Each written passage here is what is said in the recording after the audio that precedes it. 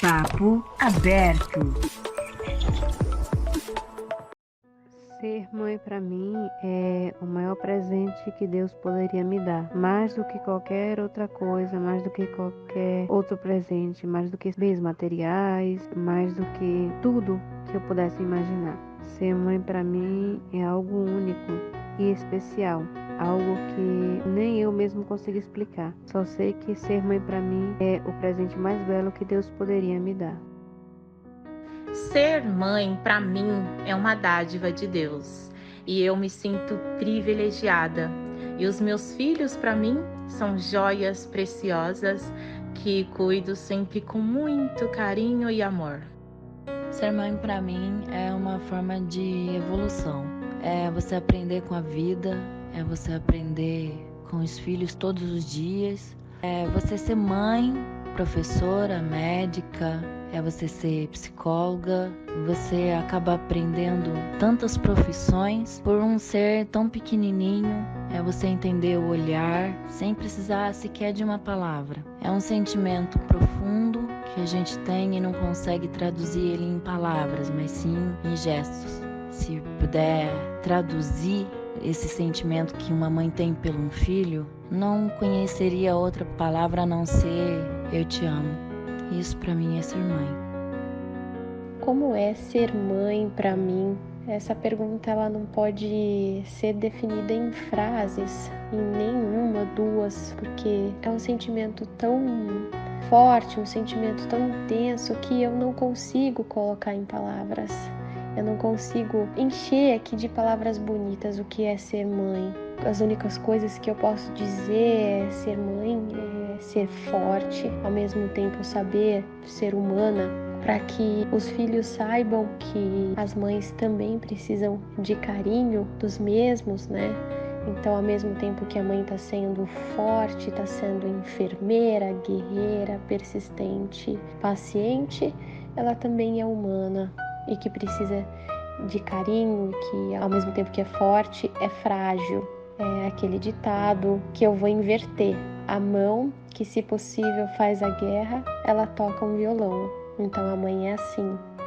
É um poço de força e virtudes e uma flor de fragilidade, doçura e pureza. Então essas são as verdadeiras mães, que podem ser chamadas de mães. Olá, eu sou Luana Ribeiro e estou aqui para bater um papo gostoso com 3 convidadas muito especiais. Se você tem curiosidade de saber um pouquinho da realidade da mulher, mãe, com deficiência visual, eu te convido a ficar juntinho com a gente. E antes disso, dê o seu like, compartilhe, se inscreva no canal. Eu sou Luana, tenho 1,70 m de altura, peso 65 quilos, tenho cabelos longos, negros e olhos castanhos. As minhas convidadas de hoje, Michele. Oi, Michele, tudo bem com você? Dá um oizinho pro pessoal. Olá, pessoal, tudo bem? Muito obrigada, Luana, muito obrigada, Papo Aberto, pela oportunidade. Então, vamos lá. Eu sou Michele de Paula, para quem não me conhece, sou cinegrafista cega, né? Sou cega total, cinegrafista e mãe. Vou fazer uma audiodescrição aqui para vocês. Eu sou loira, tenho os cabelos longos, ondulados, tenho 1,60 m de altura, olhos azuis e 60 quilos. Nem um pouco metida, né, gente? Olhos azuis e loira. Ai, meu Deus do céu, segura, hein? Também temos aqui a Gleice. Gleice, dá um oizinho, pessoal. Olá, pessoal. Meu nome é Gleice, sou da cidade de Ribeirão Preto, interior de São Paulo. Tenho 27 anos, sou casada, tenho 2 filhos. Estou sempre estudando à busca de novos conhecimentos e essa sou eu. Bom, vou me descrever. Eu tenho 1,53 m, peso 50 quilos, sou negra, tenho os cabelos cacheados na altura dos ombros, olhos pretos e é isso. E para mim será um prazer estar aqui e bater esse papo maravilhoso com vocês. Olha só, vocês estão percebendo, né? Mulherada aqui tá arrasando. Mas para complementar, temos também Kércia. Se apresenta aí, pessoal. Olá, galera do Papo Aberto. Meu nome é Kércia Selimari, eu sou socióloga, tenho deficiência visual. Eu tenho 1,75 m, tenho olhos verdes, pele branca, cabelos pretos na altura dos ombros e peso 60 quilos. E falo de Macapá, no Amapá. Bom, pessoal, esse time tá para falar sobre um assunto aqui muito importante, que é pouco discutido. A gente vai falar sobre maternidade. Esse é um assunto muito gostoso que a gente preparou para vocês nesse dia tão especial que é o Dia das Mães. Eu vou começar com você, Michele. Fala um pouquinho da sua história. Como é que aconteceu a questão da deficiência visual? Ela é de nascimento ou você adquiriu? E a partir daí você pode contar um pouquinho sobre a maternidade. Como é que você foi mamãe? Conta um pouquinho. A minha deficiência, ela tem uma patologia que é chamada de Fitzbubbi, né? Ou seja, essa patologia é quando não se tem, o nervo óptico não está ligado ao cérebro, tá? Então é chamado de Fitzbubbi. Eu já nasci, né, com a deficiência, é genético, né? Eu fui casada, né? Hoje eu estou divorciada. É somente um casal, né? Eu tenho a Clara Luz, que vai fazer 12 anos, e tenho o Carlos, que tem 9 aninhos.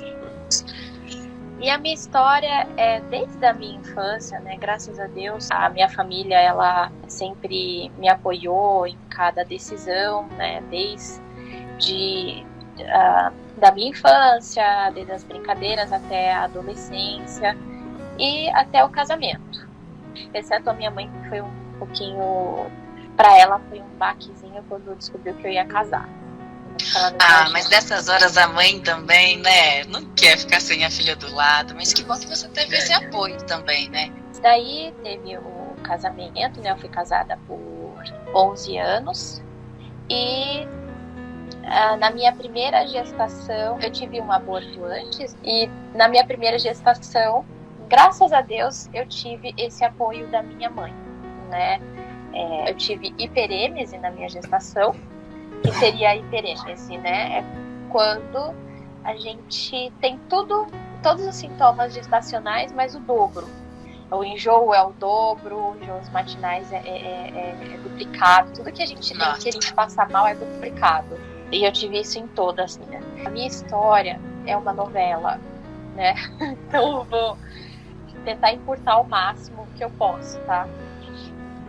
Em qual momento que você decidiu ser mãe? Assim, você falou assim, eu vou ser mãe. Foi uma gravidez planejada ou aconteceu? Não foi uma gravidez planejada, aconteceu. Mas na minha adolescência foi meu sonho doentio. Se eu não for mãe casada, eu vou ser mãe de qualquer jeito, sendo casada ou não. Depois que eu casei, eu engravidei por 2 meses. Eu não consegui nem curtir o casamento, graças a Deus. E daí eu tive esse apoio da minha mãe, tive a hiperêmese, minha bebê nasceu. Graças a Deus, minha gestação, tirando, né, tudo isso foi tranquila. E como é que foi esse acompanhamento, assim, da sua gestação, né? Porque a gente pensa assim, nossa, uma mãe com deficiência visual para fazer o pré-natal, aquela questão do ultrassom também, né? Que é algo bem interessante falar. Como é que você ficou nessas situações? O pré-natal foi muito tranquilo, né? O médico, ele foi um amor. Mas eu tive alguns probleminhas, tá? Eu tive probleminhas, porque antes a minha primeira gestação foi pelo SUS. Meninas da recepção achavam estranho, né? Eu mostrava o cartão e as meninas olhavam e falavam assim, mas isso daqui, é pré-natal, você não pegou o cartão errado? Como se você pudesse saber se o cartão era certo ou não. Isso, quando eu tava bem no início da gestação, né? Sim. E daí teve uma vez que eu surtei, né? Eu cheguei no posto pro meu terceiro pré-natal e cada vez era uma moça diferente da recepção. E eu ouvia bochicho, eu ouvia um monte de coisa e eu comecei a chorar. Aí o médico tava saindo, acho que era pra beber água, o doutor Edgar, que eu amo de paixão. E ele saiu e falou, o que tá acontecendo? Aí ele me levou pro consultório, eu não tava muito nervosa. contei a história, ele falou, não, vamos resolver isso já. Imagina, não quero perder minha mãezinha, não, por causa dessas meninas, não. Me deu um abraço. E foi pra recepção e falou, que história é essa, gente? O que é isso? Tem que chegar até a diretoria? Como assim? A menina tá aqui sozinha, faz pré-natal aqui, tem terceira pré-natal já. Né? Eu não quero que isso se repita mais. E graças a Deus eu acho que eles tiveram uma reunião zona depois, porque não se repetiu.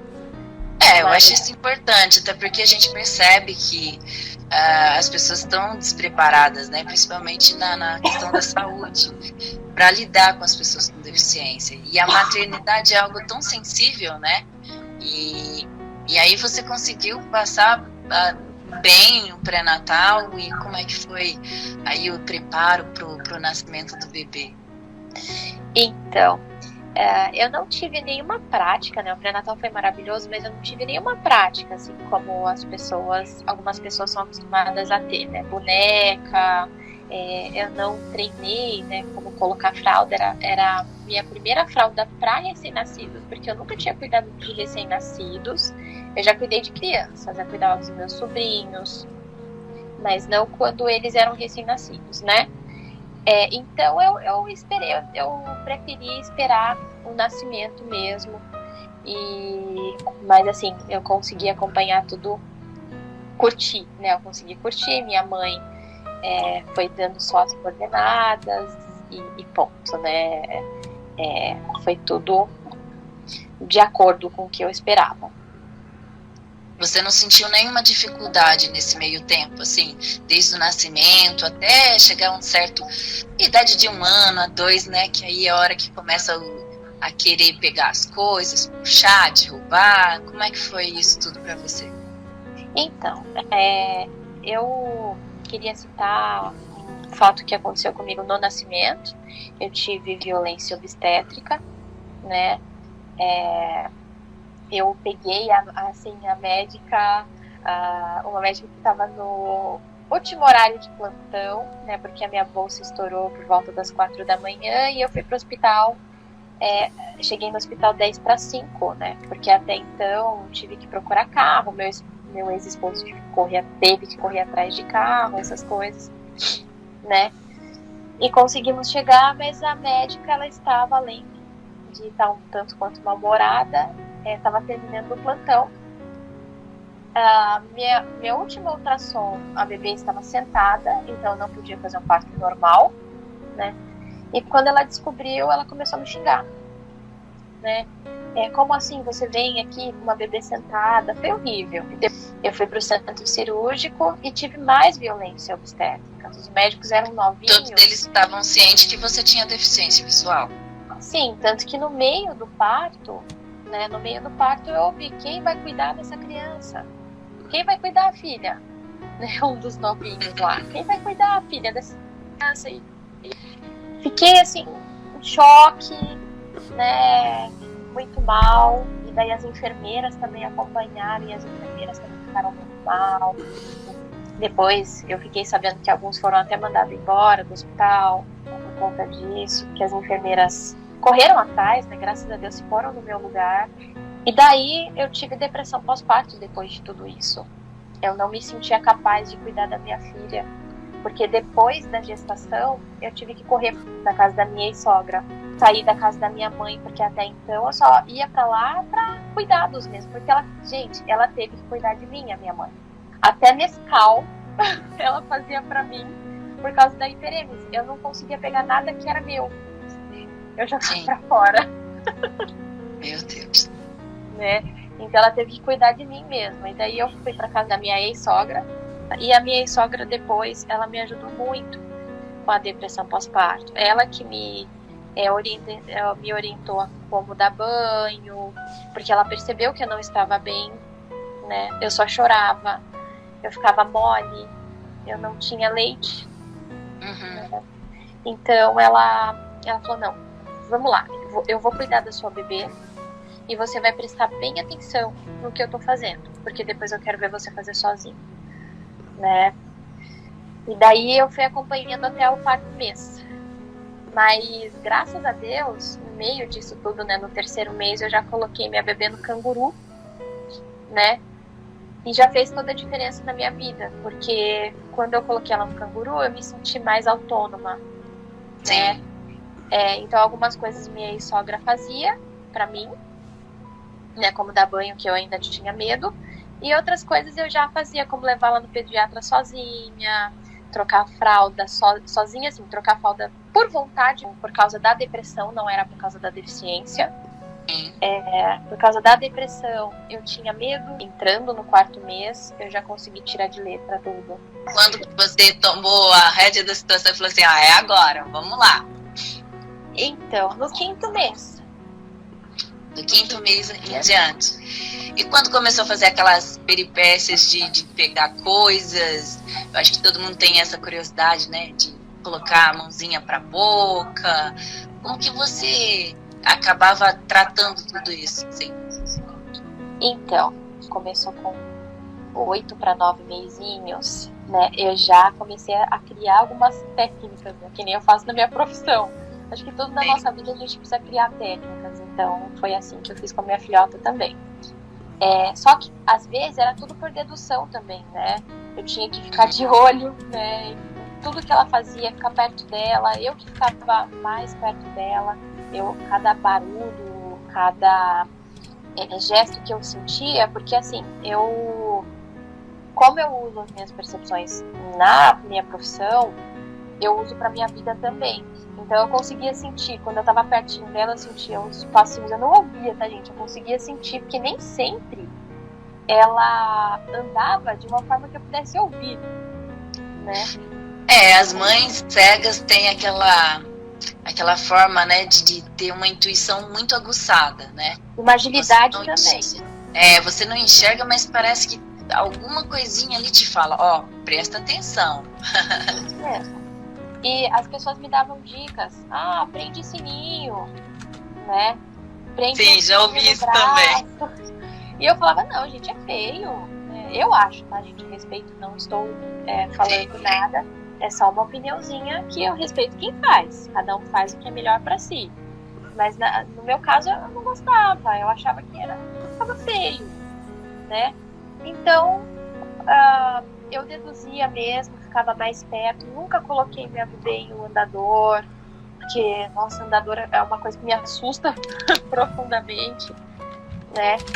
E também tinha o chiqueirinho, né? O chiqueirinho para mim foi uma ferramenta maravilhosa que me ajudou bastante na segurança da minha filha, sabe? Quando ela começou a andar, como é que você tratava isso dentro de casa, né? Porque tem objetos, tem, de repente, uma escada, algum lugar que possa cair. Quando ela começou a andar, para mim foi a maior dificuldade, porque a maioria das vezes eu fui sozinha, né? O meu ex-esposo trabalhava e eu ficava sozinha. Então, coisas que eu pudesse pôr no alto, eu colocava no alto. A minha primeira casa não teve escada, então eu não me preocupava com isso, mas eu colocava sandálias com o solado mais elevado para poder ouvir onde ela está, quando eu estou em outro cômodo. Mas assim, parando de fazer o que eu estava fazendo sempre para monitorar, ou algumas coisas que eu fazia para poder distrair, né? Uma vez eu peguei uma garrafa de água vermelha, enchi de água, né? E dei pra ela ficou ali sentadinha o tempo todo com a garrafa na mão. Ela só saiu quando ela realmente enjoou, aí eu ter criatividade para fazer outra coisa, né? Então eu parava de fazer o que eu estava fazendo para dar toda a atenção para ela. E quando começou a ir para a escola, para creche, como que você fazia? Você levava ela para a escola ou você pedia ajuda para alguém? Não, eu levava, porque eu decidi não trabalhar para curtir essa fase deles, né? Ela não teve creche, mas ela teve escola. Então eu levava ela para a escola até quando eu começasse a trabalhar. Eu acompanhei mais a fase dela, porque a fase do meu filho eu já comecei a trabalhar quando ele tinha 6 meses. Então minha mãe que ficava com eles. Em relação às atividades escolares, você arrumava uma forma de auxiliar eles nos estudos? Sim. Eu tive ajudas também, graças a Deus eu tive amigos que me ajudavam com os deveres, né? Eu mandava fotos, eu fazia ligações de vídeo depois, né, quando já tinha essa possibilidade. Quando não tinha, né, quando a Clarinha ela estava no jardim, eu tirava fotos e mandava para os parentes, né, e para os amigos. Então eles me ajudavam muito. E também quando começou a alfabetização, eu tenho uma dificuldade com letras móveis, né? Então eu comecei pelo computador, né? Eu colocava ela de frente com o computador e fazia meu próprio ensinamento de alfabetização com ela, só para dar uma forcinha, sabe? Sim. Era o que eu achei, né, para fazer com ela no momento. E como que era ir no Dia das Mães nas festinhas da escola? Essa é uma curiosidade que eu tenho muito. Pra falar a verdade, era triste, né? Não era uma coisa muito legal. Eu só tive uma boa lembrança no primeiro Dia das Mães que eu gravei, né? Eu fiz questão de gravar, que foi muito lindo. Ela cantando, né, a música Os Olhos do Pai pra mim. Eu me emocionei muito, né? Foi a melhor coisa, né? Entrei na escola, saí cedo do meu trabalho e só escutei mamãe. Aí pra mim já foi emocionante, né? Então foi muito bom pra mim esse primeiro Dia das Mães na escolinha, né? Mas os segundos, por que eu falo que é triste? Porque na maioria das vezes nós não sabemos o que está acontecendo e os professores, eles não têm sensibilidade para chegar na gente e falar ou dar uma prévia, porque não é fácil, não é difícil, sabe? Não é difícil você chegar e dar uma prévia. Olha, mãezinha, para mãe, tem uma mãe com deficiência visual, então só vou dizer o início do que está acontecendo, para mim já bastava. Uma audiodescrição é importante nesses momentos, né? Sim, e se não pudesse dar uma audiodescrição completa, é o que eu falei, uma prévia. Sim. Né? Pronto, pra mim, ou me colocava na frente, né, pra poder sentir o que estava acontecendo, ouvir a vozinha da minha filha, né, recitando, e eu não tinha isso. Então eu chegava em casa feliz por ter acompanhado e mostrando pra ela essa felicidade, mas eu trancava no banheiro e chorava. Né? Porque eu queria que ela soubesse que eu estivesse acompanhando. Porque uma vez ela chegou e falou: mãe, como você sabe se você não me viu? Eu tinha que chegar e falar: não, bebê, mas a mãe fez amiguinha e ela falava o que estava acontecendo. E tá aí uma coisa que eu não gosto, é de mentira. E eu, infelizmente, tinha que fazer isso para que ela se sentisse confortável. E eu não. Eu chorava muito por conta disso. Não só o Dia das Mães, mas quase todas as apresentações, né, que tinha da escola. Michele, como que você acredita que seus filhos te veem hoje? Assim, eu fico até emocionada porque eles me veem como uma pessoa normal, a dita normal, né? E capaz. Eu, assim, tentei sempre, né, agir com muita naturalidade com eles. Tanto que já fizeram essa pergunta, né? O que é ter pais cegos? Porque o meu ex-esposo também é deficiente visual total. O que é ter pais cegos para vocês? E eles respondem: normal, muito normal. Então eles me veem como uma pessoa que só tem uma limitação e só. E como você vê os seus filhos hoje?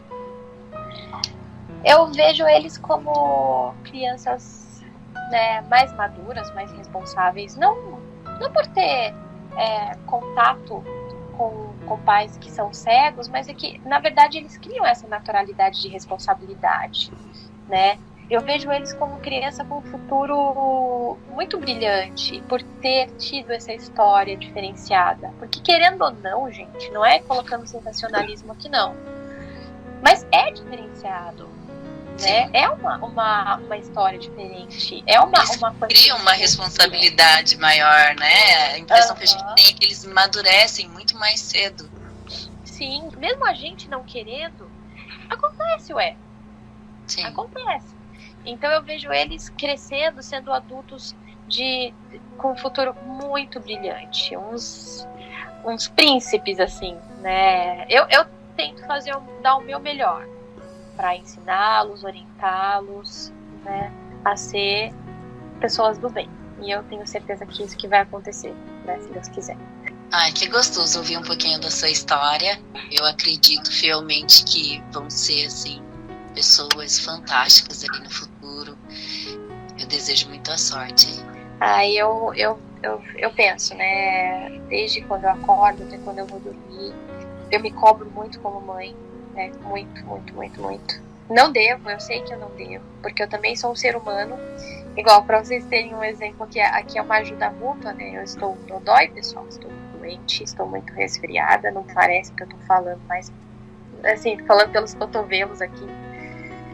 Mas agora eles estão cuidando de mim. Ai, que gostoso.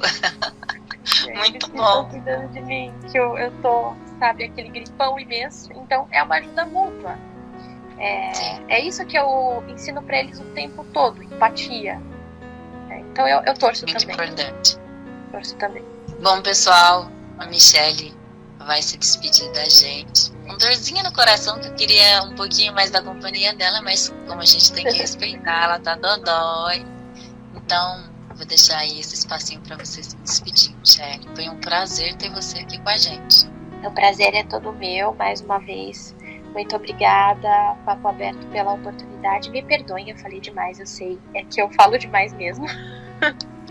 Normal. Quando tem história, a gente precisa contar, né? Mas eu vou me despedindo, vou ficando por aqui.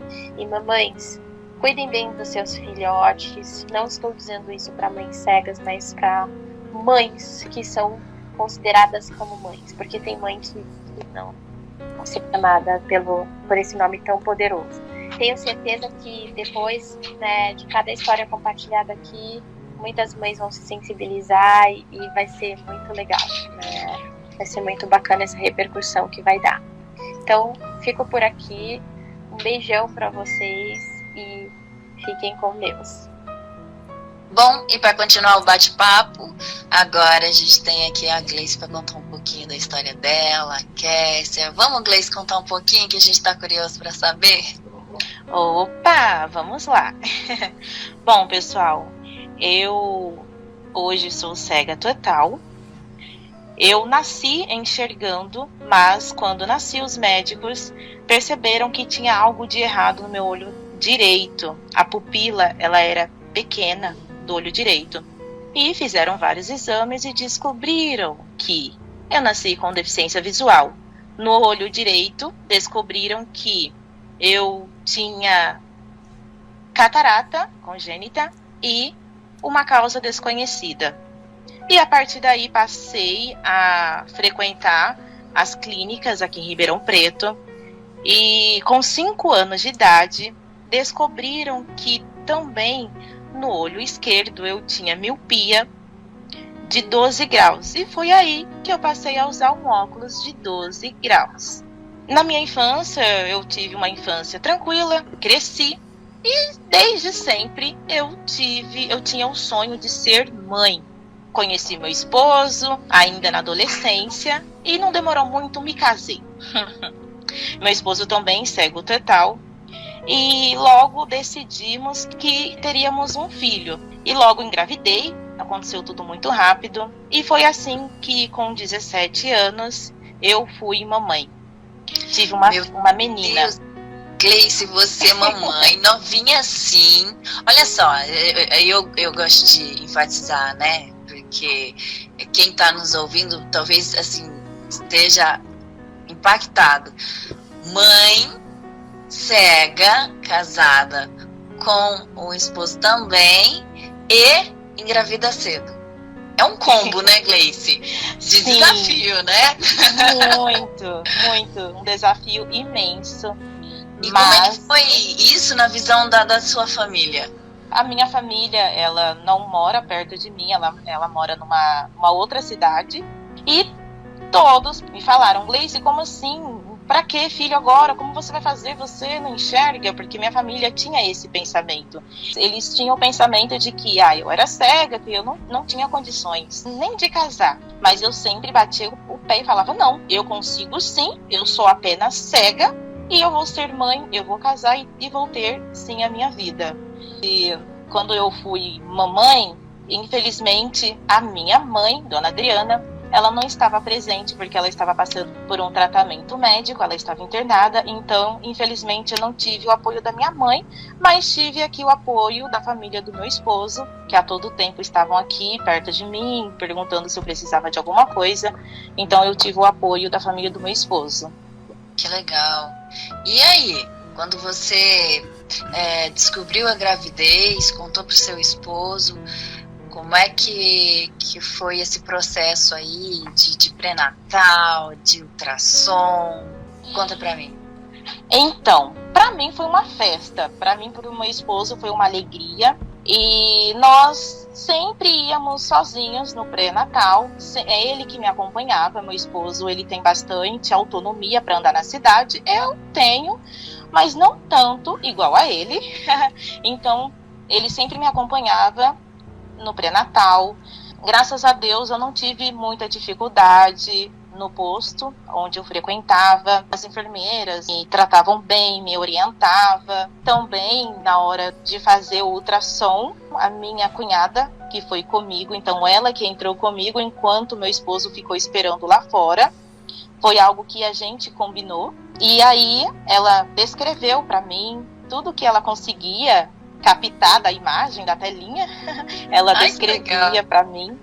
Sim. Então, eu penso assim, que na minha gestação, eu aproveitei o máximo cada momento. Ali o crescimento da barriga, o neném chutando, o peso, o corpo, a mudança do corpo, o humor, que a todo momento, né, a gente, uma hora tá feliz, uma hora já tá chorando. É um mar de emoções. A minha gestação foi tranquila, do começo ao fim, não tive nenhum problema. E Kércia, conta um pouquinho aí desse seu trajeto também, para depois a gente falar um pouquinho mais sobre as baguncinhas, bebê. Eu comecei a namorar, né, com meu ex-marido. Hoje eu estou namorando, mas não é com ele, né? A gente se separou quando minha filha estava com 1 ano e meio. O nome da minha filha é Amanda. Eu comecei a namorar com ele, eu estava com 25 anos na época, e quando eu estava com 8 meses de namoro, aconteceu, eu fiquei grávida, né? Aí foi até engraçado nesse dia, porque eu disse, meu Deus, e agora? Como é que eu vou contar para minha mãe, né? Porque a gente tem essa coisa assim de, pelo menos eu tinha, meu Deus, como é que eu vou contar? E agora ela vai brigar comigo, não sei o que. Apesar de eu já ser uma mulher adulta com 25 anos, né? Mas a gente tem tudo isso. Então, eu lembro que ela já falava pra mim, na época que eu namorava com ele, era curioso isso, porque ela falava pra mim assim, quando é que vai vir uma menininha pra te fazer companhia? Eu acho que ela já sentia minha mãe. Eu e ela sempre fomos muito ligadas. Eu estava terminando a minha faculdade, meu curso de sociologia, faltava mais ou menos 1 ano para eu terminar, e eu conheci ele na faculdade. O que aconteceu que eu engravidei, né? E eu disse, agora, como é que eu vou contar? E nesse dia, a casa estava lotada, assim, estava cheia de gente, porque os parentes do meu pai, nós somos de Natal, no Rio Grande do Norte, né? E eles vieram visitar aqui em Macapá. Tava cheio de primo, cheio de tio. Eu disse, e agora, como é que eu vou falar? Vou aproveitar, vou falar que a casa tá cheia, ninguém vai brigar comigo, ninguém vai me chamar minha atenção. Eu ficava com isso na minha cabeça. Quando a minha menstruação atrasou, né, eu me veio aquilo na cabeça, eu tô grávida. Eu fiz logo o beta, HCG, não fiz aquele exame de farmácia, ressaltando que o meu ex-marido, ele não tem deficiência, né? Ele foi buscar para mim o beta nesse dia. Quando ele chegou, eu acho que ele estava tão nervoso que ele estava rindo, né? Ele, parabéns, você é mãe. Mas eu pensei que ele estava brincando, porque ele estava rindo, né? Eu disse, como assim? Você tá rindo? O que está acontecendo? Não, é verdade, é sério, né? Ele falou que era sério. Eu disse, meu Deus, e agora? Aí eu fui e falei para minha irmã, mostrei o exame para ela. Ela falou, e agora? Né? Ela me meteu logo medo, porque ela passou por dificuldades, assim, em contar quando ela ficou grávida, que ela ficou grávida muito cedo. Então ela falou, e agora? E tal, e não sei. E tem toda essa questão da pessoa com deficiência, né? E tava toda a minha família aqui em casa, aí eu não tive coragem de falar assim, mãe, tô grávida, né? Eu peguei o exame E coloquei na mão dela e ela foi passando assim. Foi engraçado porque ela foi passando para todo mundo. Foi passando para todo mundo, eu tava sabendo. A última pessoa que ela passou foi meu pai. Aí eu falei, meu Deus, e agora meu pai vai brigar comigo? Aí ele falou assim, esse pessoal não se cuida, não. E ele é aquele nordestino assim, aquele que quebra marcha, assim, que risca a peixeira. Minha mãe se reuniu com a gente e falou, olha, agora, eu lembro que tinha uma kitnet aqui, ela falou, o que vocês acham de morarem todo mundo junto? Porque ela sempre teve essa questão de cuidar de mim, né? A gente se juntou, se casou, né? Digamos assim. Não se casei no papel, mas me juntei. Ele disse que estava tudo bem, ele veio morar aqui comigo, aqui na minha casa. Ele me acompanhou na gestação, no pré-natal. A única coisa que eu senti falta, gente, que eu ficava me lembrando, na época ainda não tinha, ela já estava com 5 anos que eu vi na televisão, agora já tem, né, a impressão 3D da criança. Eu acho que foi num encontro que apareceu isso, que a moça é pessoa com deficiência visual e imprimiram a criança em gesso. Eu achei sensacional aquilo. Eu falei, nossa, se fosse na minha época, eu estava grávida da Amanda, eu queria ter pego nela, né, e sentido o formato que ela estava na minha barriga. Eu fiquei tão emocionada vendo aquela matéria do encontro. O médico falava assim, tá assim, né, tá uma manchinha, que parece uma manchinha primeiro, né, ele falava, tá uma manchinha escura, olha aqui.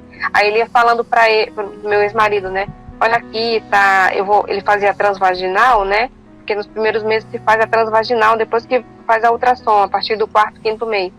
Daí ele fazia a transvaginal, aí ele mexia assim no meu corpo, aí falava assim, olha, agora eu vou mexer aqui. Aí o feto se mexia, né, e ele falava, olha, tá mexendo. Ele falou, nossa, eu lembro que ele falava pra mim, tá mexendo mesmo, ele é agitado, né, ele falava que o feto, ele via o feto, e eu dizia, poxa, eu queria ver. Eu ficava assim, que eu queria saber como era, eu queria ver. Aí eu até comentei, eu lembro que eu comentei com ele uma vez, eu falei, poxa, que sorte que tu tem de conseguir ver, né, o nosso bebê. Aí ele falou pra mim uma coisa que me tocou bastante, ele falou, eu consigo ver, mas você consegue senti-lo, né, e isso me tocou. E eu tive muita sorte, porque na época eu tava terminando a faculdade, e a gente fez chá de bebê, aí todo mundo me via lá com barrigão na universidade, o pessoal me conhecia, olha, ela tá com barrigão, e pegava na minha barriga, e fizemos chá de bebê na igreja dele também. E eu ganhei muita coisa, gente, muita coisa. Depois que soubemos o sexo, foi uma alegria, foi uma menina. Eu fiquei tão alegre, eu falei, eu sabia que era uma menina. E fizemos chá de bebê, eu ganhei roupas e mais roupas, era vestido, era sapato, era tanta coisa. Eu sei que eu não tive que comprar roupa para ela durante 2 anos. De tanta coisa que a gente ganhou. E me fala uma coisa, Gleice, quando o barrigão cresceu, tá ali naquele momento agora de ter o bebê, como é que foi na maternidade? Como é que foi que te receberam? Como que foi o processo? O pai pôde estar presente? Conta pra mim. Eu sabia, tudo indicava que eu seria parto normal e era algo que eu queria. E aí eu acordei num domingo sentindo algumas dores, mas eu não falei pra ninguém. Fiquei ali na minha. Aí eu ficava, ai, será que é hoje? Ai, é hoje, é hoje. Aí eu fiquei pra lá e pra cá dentro de casa, caminhando pra lá e pra cá. Na hora de guardar a louça, eu fazia questão de levar uma colher por vez até o armário, porque eu pensava, bom, se for hoje, eu tenho que caminhar, e eu não vou falar pra ninguém por enquanto. Aí eu fiquei nessa coisa durante o dia todo. Só que, quando chegou a noite, já tava aquela dor que vinha nas costas, voltava pra barriga, eu, ai meu Deus, é hoje. Aí foi quando eu falei pro meu esposo, falei assim, olha, eu acho que é hoje. Aí pronto, o cara ficou daquele jeito, comemorando, falando pra todo mundo, e vamos arrumar condução pra te levar. E até então eu já sabia que quem iria me acompanhar na hora do parto seria uma amiga nossa. Já estava tudo certo.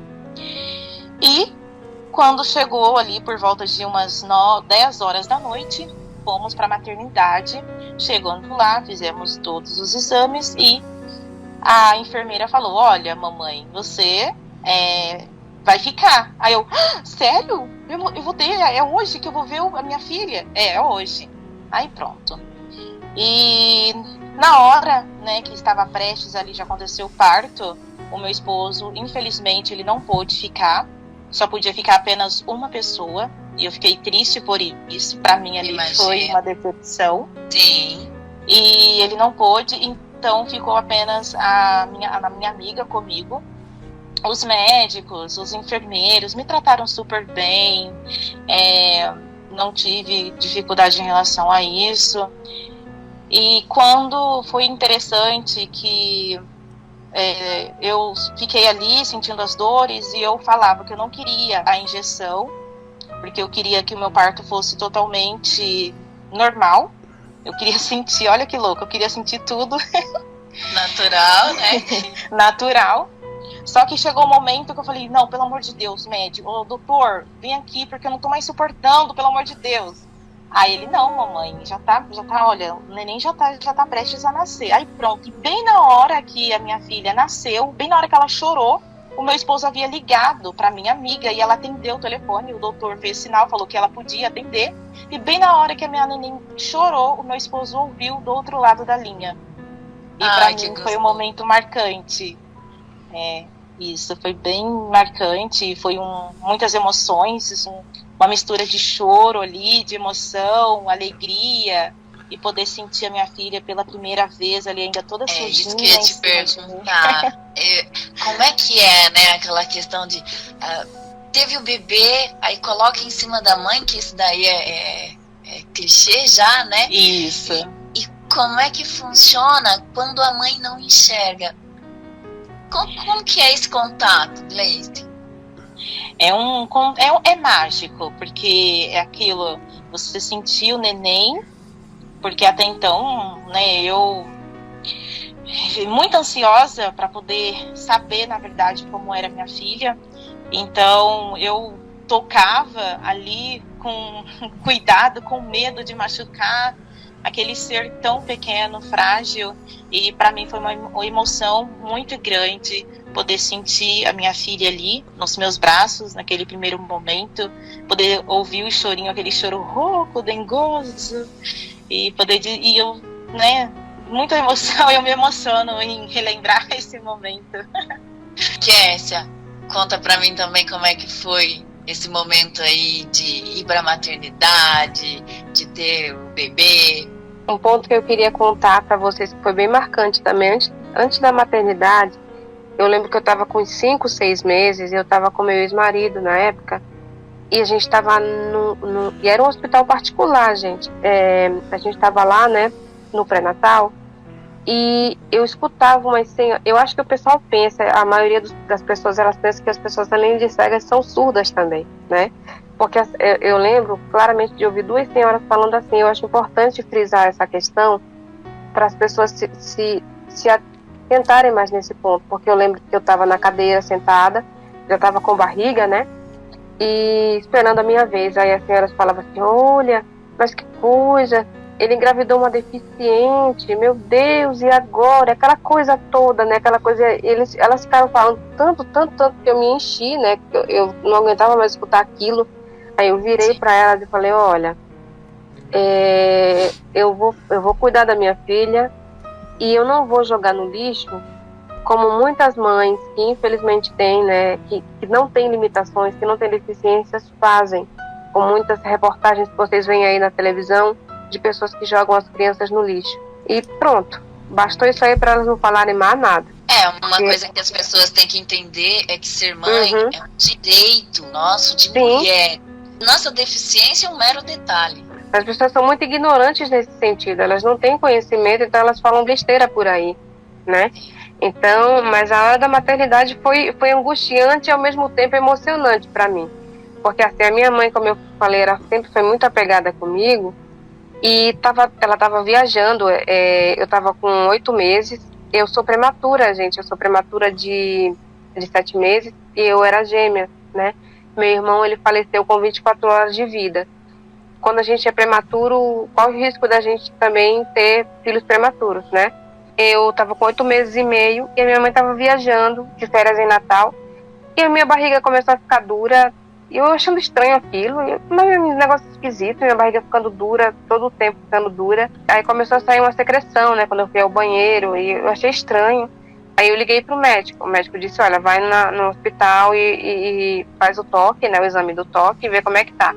Eu lembro que isso era numa sexta-feira, e eu fui no hospital, fiz o toque, e ele falou, olha, foi um outro médico, não foi o meu médico, meu obstetra. Ele falou, olha, você já tá com 1,5 centímetro. Eu falei, como assim? Eu não tô sentindo dor, eu não tô sentindo nada, né? Tá a barriga ficando dura. Na verdade era a contração que eu tava tendo e não tava sentindo dor. E eu tava com 8 meses e meio. Daí eu liguei pro meu médico e ele falou com o meu médico, né? O médico lá que tava no hospital. E quando foi na terça-feira, na segunda-feira eu fui lá e ele disse, a gente vai fazer cesárea. Porque não tá tendo dilatação, a gente vai fazer cesárea em você. Eu disse, tudo bem, não tem problema. E agora? Minha mãe não tá aqui, quem vai me ajudar? E eu fiquei pensando um monte de coisa, porque a gente fica muito seguro nessas horas, né? Gente que não tem experiência, mãe de primeira viagem. E ela tinha se preparado para me ajudar e tudo mais. Eu lembro que eu tomei anestesia RAC, né? E eu fiquei meio grogue, assim. Eu escutava as pessoas falando longe. O meu ex-marido filmou o parto, ele fotografou. E eu lembro que eles falavam assim, olha, não vai desmaiar. Ele é negro, né?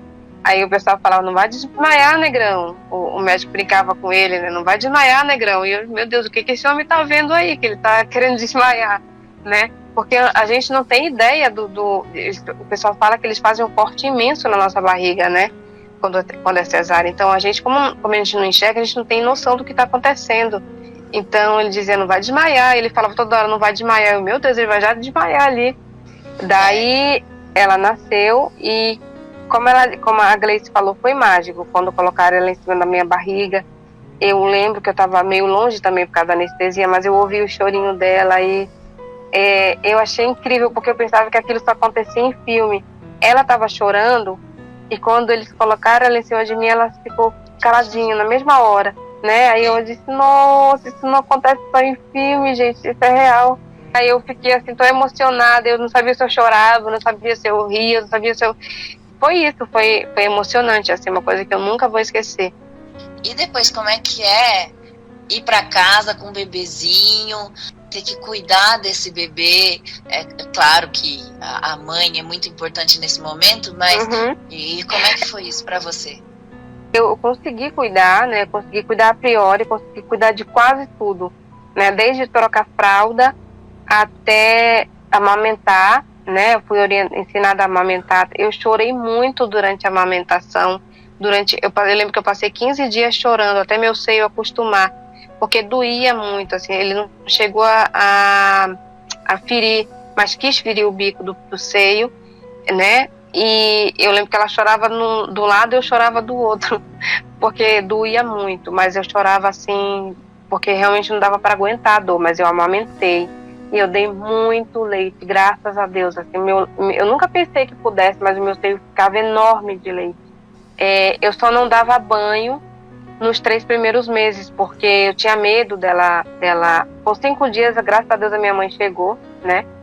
Então ela me ajudava também, me explicava como era para trocar fralda, me explicava como era o processo de amamentação, colocava o dedinho no cantinho da boca para abrir a boca dela para tirar do peito, né? Então, ela só não dava banho porque ela era muito molinha, né? O bebê é molinho. E eu pensava que pudesse escorregar da minha mão. Daí, quando ela completou 3 meses, que ela foi ficando durinha já, aí eu já conseguia dar banho, já consegui fazer tudo, né? Com ela e trocar e tudo. Eu lembro que, assim como a Michelle também, quando ela começou a andar, para mim foi uma agonia, porque eu dizia, meu Deus, e agora como é que eu vou fazer? Eu não vou conseguir ir atrás dela. Mas, assim, como a Michelle colocou, os filhos amadurecem muito rápido. Ela tem 9 anos, mas parece que ela tem uns 13, 14 pela mente dela. Ela é bem madura nesse aspecto. Ela cuida de mim, né? Assim, hoje eu sou separada e eu tenho namorado, mas só que a gente não mora junto. Então ela cuida de mim. Eu lembro que quando ela tinha 1 ano e pouquinho, eu ganhei da minha prima. Eu achei incrível aquele objeto que o pessoal não usa aqui no Brasil, gente, muito. Eu não sei se vocês conhecem, que é tipo uma coleirinha que eles usam nos Estados Unidos. Geralmente eles colocam nas costas da criança, é um ursinho, e o formato é tipo um formato de coleira mesmo. Tem um negócio que a gente encaixa a mão, parece uma coleira, lembra uma coleira, mas ele é para justamente, o pessoal usa nos Estados Unidos para a criança não se perder da mãe. E tem gente que usa no braço também, tem uma corrente que a pessoa bota no braço da criança e no braço da mãe. Eu usei esse do ursinho, né, que ela colocava um ursinho nas costas e tinha um fiozinho de pelúcia e um negocinho para segurar. E eu lembro que eu usei isso até 3 anos e pouquinho. A gente tem que deixar claro que as mães cegas saem à rua e que os filhos da gente, a maioria, enxerga, né? Isso. Aí a Gleice pra falar disso, né? Que os meninos dela são videntes e ela cega, o marido cego, imagina só como que é a situação, né? Conta aí, Gleice, como é que é sair com essa galera pra rua? Como é que foi? Porque agora eles estão com quantos anos? A Glenda, ela está com 9 anos e o Juan está com 5. Bom, o que acontece? Pra gente caminhar na rua, eles seguram na minha mão e às vezes eles querem andar sozinhos. Eu falo, tudo bem, mas vocês vão na calçada, mas não ultrapassa assim muito a distância da gente, tá bom? Aí eles caminham na calçada e eu vou falando, Juan, Glenda, eles estão aqui, mamãe, do seu lado. E assim a gente vai caminhando. E você também tem essa visão de que os seus filhos amadureceram mais cedo, Gleice? Com certeza. E é algo que, igual as meninas disseram, é algo que acontece naturalmente, não é exigência da nossa parte, sabe? É algo que acontece naturalmente. Vou até citar uma situação. Vou falar do meu primeiro filho, porque as primeiras experiências e depois a gente vai vendo como realmente acontece. Quando a minha filha estava ali gatinhando, interessante porque eu deixava ela no chão, deixava tudo, coisas perigosas, já colocava no alto, então tinha todo esse cuidado, coisa que mamãe que não tem deficiência também faz. Tem.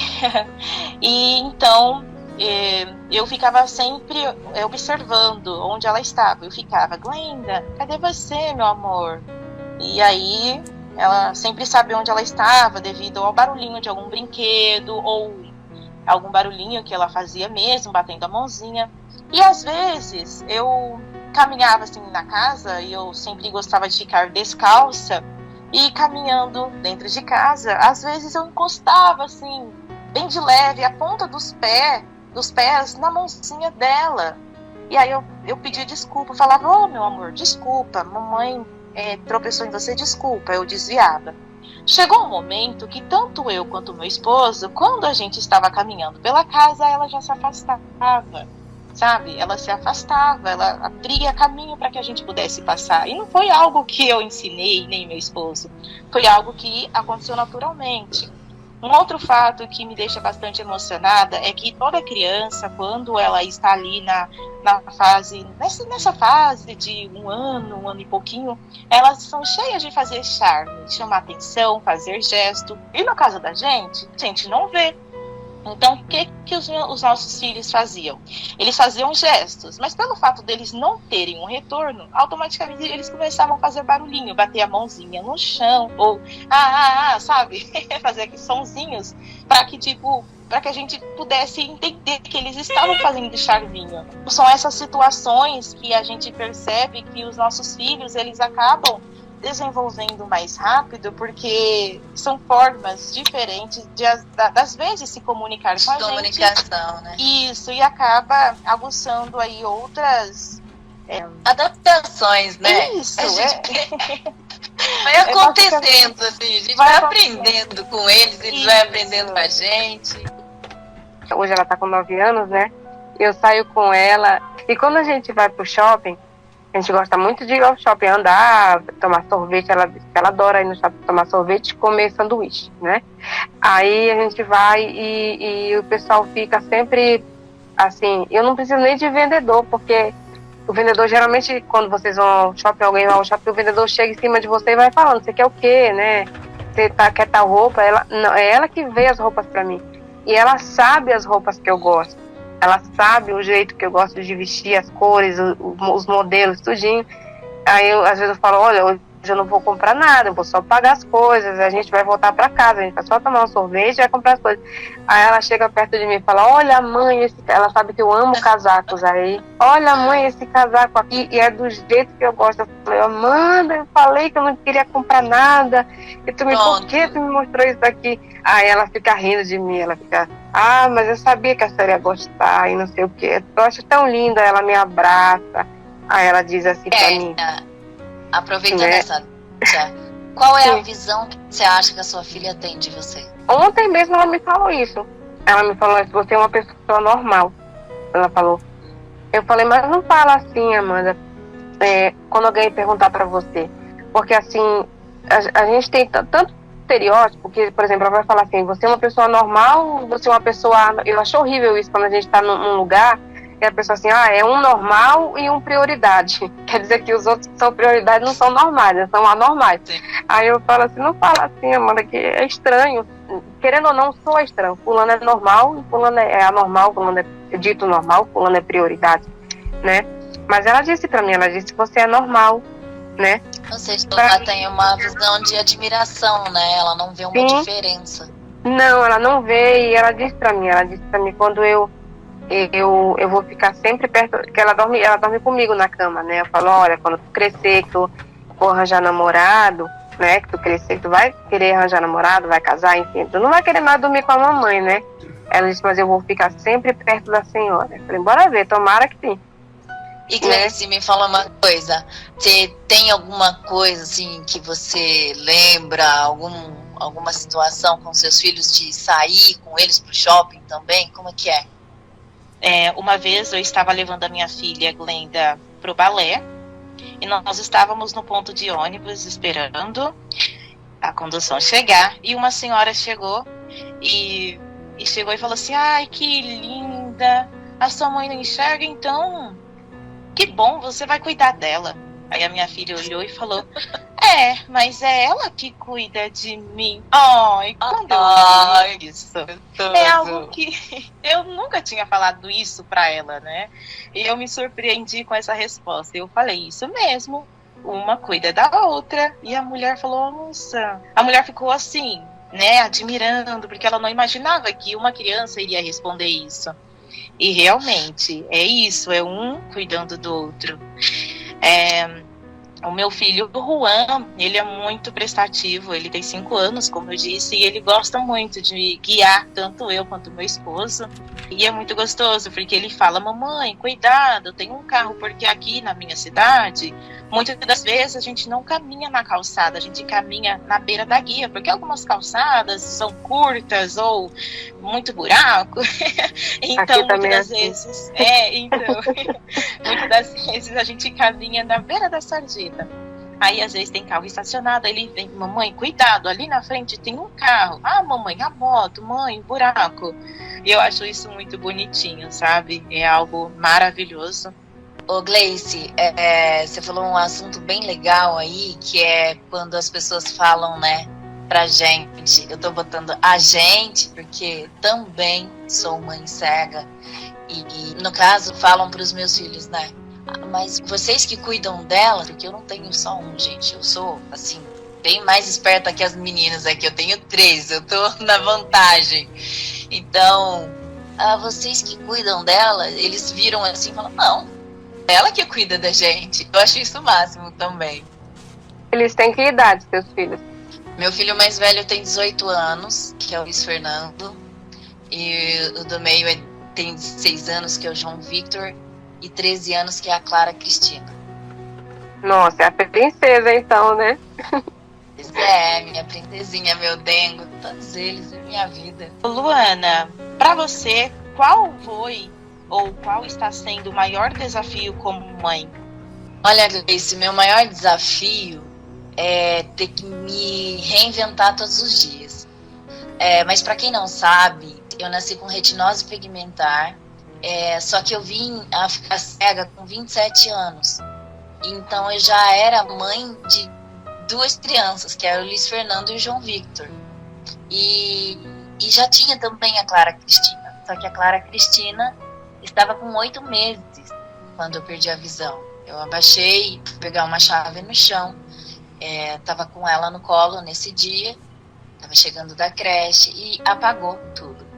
Ficou totalmente escuro e a partir daí eu tive que me reinventar, né? Eu fiquei sofrendo por 1 ano a falta da visão, mas depois eu falei, poxa, eu tenho 3 filhos que precisam de mim, eu tenho um esposo, que na época eu era casada, e eu tenho que vestir a camisa e bora lá, né? Então, assim, eu não pensei 2 vezes. Eu falei, vamos ver o que dá e vou tentar. Eu lembro que foi muito desafiador para mim ter que cuidar de uma bebê antes enxergando e de uma hora para outra sem enxergar, né? Todo aquele processo de ter que conhecer as coisas de um jeito diferente, Você né? fez uma nova metodologia, né? Sim, porque assim, quando você enxerga, é algo tão fácil e prático. E quando você deixa de enxergar, meu Deus do céu, é um desafio a cada segundo. Desde o momento que você levanta até o momento que você vai dormir. Então, cuidar de 3 ao mesmo tempo foi muito complicado para mim. Qual foi a reação que eles tiveram quando eles perceberam que a mamãe não enxerga? Né? No caso dos 2 mais velhos, que eles já tinham uma percepção maior, né? Como foi para eles perceberem que você não enxergava? Você lembra a primeira reação ou as reações que eles tiveram? Então, na verdade, quando eu cheguei do hospital, eu passei por aquele processo de usar venda e então eles já sabiam que eu tinha dodói nos olhos, né? Foi assim que a gente explicou, de forma prática. Então, eu fiquei por 3 meses com essa venda nos olhos e eles perceberam que tinha algo diferente, porque eu acabei também fazendo uma venda e colocando nos olhinhos deles para eles terem aquela noção de como era. E aí eles perceberam que era mais difícil. Então, quando eu tirei a venda, eles ficaram na mente deles, tá tudo bem agora, né? Então, assim, foi um desafio a todo tempo explicar para eles que eu não estava vendo. Situação do dia a dia, você conversando, explicando, eles vão entendendo. É aquele processo, né, que a Gleice falou, parece que a natureza fala por si só, né? Então, eles começaram a pegar minha mão, levar até o pacote de bolacha, eles pegavam minha mão, colocavam até a cadeira para poder sentar, e assim foi. E é engraçado que quando a Clara Cristina, que era mais bebê, que, né, não tinha pra ela noção foi de normal nada, você não enxergar, né? sim, pra ela sempre foi muito normal. E eu também ficava descalço em casa, né? Só que eu sentia a vibração do chão. Então eu tinha uma noção, quando ela estava por perto, eu sentia a vibração, sabia que ela estava ali. E engraçado que eu criei um hábito para achar ela. Por quê? Porque ela era muito séria e ela quase não fazia barulho. Então eu tinha uma dificuldade imensa de encontrar ela pela casa. Então eu batia os pés no chão, alternando, né, os pés, batendo com força e fazia acute, brincando. E aí ela ria. E quando ela ria, eu sabia onde ela estava. Aqui, aí eu já então eu te peguei, sabe? E era muito bom. E os maiorzinhos, né? O filho maior já estava com 4 anos e sempre muito maduro também. O outro, João Victor, também brincava. E quando eles se machucavam? Gente, eu saía em desespero, porque eles choravam e eu não sabia o porquê. Eu saía que nem uma louca pro quintal, né? Hoje é mais fácil. Hoje eles já estão grandão, já tá tudo crescido. E o orgulho da minha vida, é que nem a gente fala, né? Falar de filho é muito complicado, porque os meus, eu falo que é tudo o que eu tenho e a única coisa que eu preciso, além de Deus, né? Você nota essa proteção, no caso que você tem 2 rapazes, né? Você nota essa proteção exacerbada deles? Porque como eu tenho menina, né? Não sei se é diferente com um rapaz, né? E já que eles já são adultos, tem um adulto, você nota essa proteção, assim, maior da parte dele que é adulto? Você fala proteção em relação a mim? Sim, proteção mesmo, de fato, né? Minha mãe não enxerga e tal, e eu vou cuidar dela, enfim. Tem essa proteção da parte dele? Então, eu não sei como é que foi aí nesse meu início da falta da visão, mas eu acho que eu nunca deixei transparecer para eles que eu tinha a deficiência visual. Tanto é que hoje, às vezes, eu até puxo a orelha deles de vez em quando, porque eu falo, olha, isso aqui podia, né, ficar em tal local, porque seria mais fácil para mim. E eles falam, não, mãe, tudo bem, mas eles não me tratam em nenhum momento como se eu tivesse deficiência visual. Eu não sei se isso é bom ou se é ruim, mas a gente consegue, assim, viver de forma bem tranquila. Eu saio, tanto é que eu sou uma pessoa muito ativa, eu trabalho, né? Eu trabalho numa rádio, na parte de locução, de produção, então eu vou pra rua, eu faço entrevistas, também vou para baile à noite, gosto muito de dançar, e não tem aquela preocupação, olha, meia-noite te quero em casa, não. Então, bem tranquilo, viu? Que bom, porque a gente fica pensando, né, no universo masculino, como é essa proteção entre aspas, né? Como a gente tem menina, né? No caso eu só tenho menina, então eu fico pensando como essa é a diferença. Não, aqui em casa é bem tranquilo, é aquilo que eu falei. Aqui em casa eu sou mãe, eu sou responsável, independente do que acontecer, isso não faz com que a minha deficiência, de repente, tenha alguma relevância em qualquer coisa. É claro que eles me protegem às vezes, porque às vezes alguma pessoa não sabe que eu tenho a deficiência visual e toma alguma atitude que não deveria ser tomada naquele momento, e eles falam, olha, só um minuto, minha mãe tem uma deficiência visual. Que nem você citou, né, nas lojas que você vai pro shopping. Quando eu saio com eles pro shopping, eu acabo abandonando um pouquinho a bengala, tá? Não puxem a minha orelha, mas eu acabo abandonando um pouquinho a bengala, porque eu gosto desse contato, de dar a mão, de estar junto com eles, e as pessoas acabam não visualizando que eu tenho a deficiência visual. E quando a gente entra numa loja, a pessoa fala assim, o que você acha desse vestido? Aí eles falam, não, ela não enxerga. Ela não enxerga a deficiência visual. Já passei por isso. Mãe, a pessoa fica com uma imagem estática, assim, de tipo, e é muito legal. Eu até falo pra eles, o que vocês pensam de mim como mãe? Porque eu acho que isso é uma preocupação muito grande, né? A gente se preocupa se a gente está realmente fazendo o nosso papel de mãe, de responsável, porque a gente está criando um filho pro mundo. Recentemente eu fui comprar um perfume, e esse perfume ele tem várias linhas, né? Várias fragrâncias, né? Pela cor. Então o homem falou assim, olha, tava eu e a minha filha, ele disse assim, tem esse aqui, esse aqui, esse aqui, esse aqui. Ele falava pelas cores do perfume, né? Aí ela falou, moço, ela não enxerga. O homem ficou tão errado que eu fiquei assim, meu Deus, coitado do moço. Ele, não, pelo amor de Deus, me desculpa, não sei o que. Eu digo, não, calma, não fica nervoso, moço, é normal, tranquilo. E eu acabei criando uma amizade com esse rapaz, que toda vez que eu vou nessa loja, ele fala comigo. Ele já sabe. Aí a gente fica consternado com o sentimento da outra pessoa, né? E a pessoa fica tão sem jeito que a gente quer consolar, porque a pessoa não tem culpa, né, de não perceber. Mas isso a gente tem que levar numa boa e a gente falar. Sim. E uma coisa que é legal também de comportamento das crianças é que quando a gente sai para qualquer lugar, pode ser uma cafeteria, um restaurante, ou até mesmo uma praça, eles fazem questão de fazer audiodescrição de todo local que eu vou, né?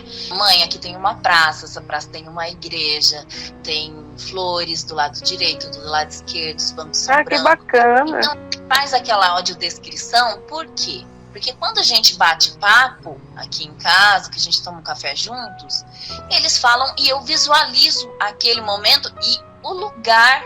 Então, assim, é muito gostoso. Então, uma dica que eu deixo para todas as mamães aí, tá? Que tem a deficiência visual, para trabalhar um pouquinho mais essa questão da audiodescrição com os filhos, né? Pra gente saber o que a gente está vestindo, a cor que a gente está vestindo, o brinco, a talha, os detalhes, o lugar que a gente frequenta, porque isso faz parte da nossa história.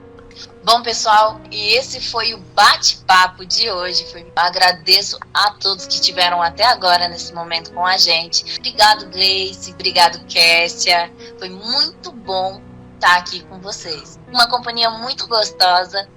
E é isso aí, pessoal. Até uma próxima.